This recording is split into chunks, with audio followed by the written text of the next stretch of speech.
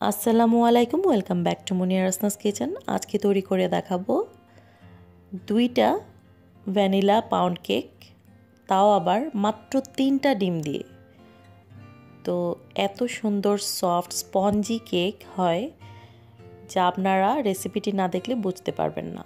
তো চলুন দেরি না করে দেখে নেওয়া যাক কীভাবে করছি। এখানে আমি 1.5 কাপ ময়দা নিয়ে নিচ্ছি আর ভ্যানিলা পাউডার দিয়ে দিচ্ছি 1.5 চা চামচ, বেকিং পাউডার দিয়ে দিচ্ছি 2 চা চামচের চেয়ে একটু কম, আর লবণ দিয়ে দিলাম 1/4 চা চামচ দিয়ে ভালোভাবে চেলে নিচ্ছি। অবশ্যই কিন্তু চেলে নিতে হবে, আর যেই দানাগুলো আছে সেগুলোকে একটু ভেঙে দিয়ে চেলে বাকি যে ময়লাগুলো সেগুলো ফেলে দিতে হবে। আর এখানে আমি রুম টেম্পারেচারে থাকা 3টা ডিম নিয়ে নিচ্ছি। ডিমটা একটু বড় সাইজ নেবেন।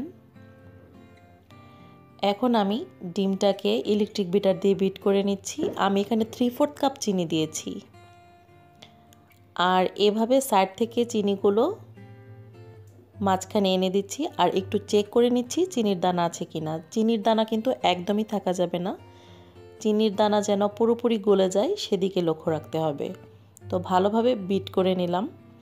এখন চিনির দানা একদম মিশে গেছে, দিয়ে দিলাম 3/4 কাপ তেল, সয়াবিন তেল, আর এখানে আধা কাপ লিকুইড রুম টেম্পারেচারে থাকা দুধ দিয়েছি।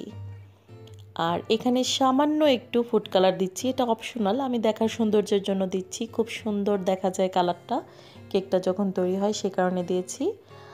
আর এখানে চেলে রাখা সেই ময়দার মিশ্রণটা দিয়ে দিচ্ছি। আমি পুরোটা একবারেই ঢেলে আমি ইলেকট্রিক বিটার দিয়ে এই 3-4 সেকেন্ড বিট করে নিয়েছি।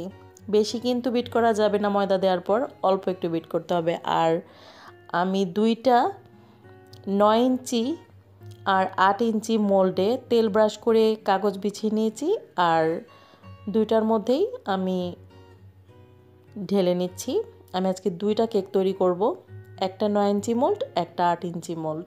আপনারা চাইলে 2টা এক সমান মোল্ড থাকলে নিতে পারেন। আমার কাছে 2টা 2 রকম, সেজন্য নিয়েছি। একটু ট্যাপ করে নিলাম যেন ভিতরে কোনো বাবলস থাকলে সেটা ভেঙে যায়।